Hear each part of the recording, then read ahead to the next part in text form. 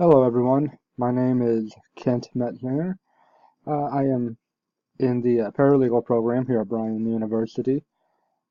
And when it comes to public speaking, I'm comfortable with it, especially if I'm very familiar or very passionate about the topic at hand. I have no problem getting in front of a crowd and talking their ear off and blabbing around for a while. My buddy Kyle Walker is probably my favorite public speaker.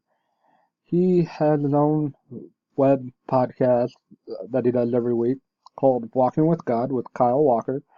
And the stuff that he talks about on there is about being single and going through a divorce and that can draw you away from your relationship with God. And he tries to help you, stay on the right path. Um, and I look forward to listening to him every week. And, I think he always has done really good.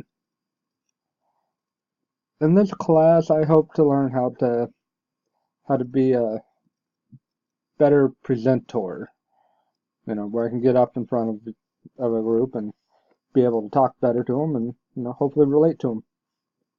Anyway, thank you for taking the time out.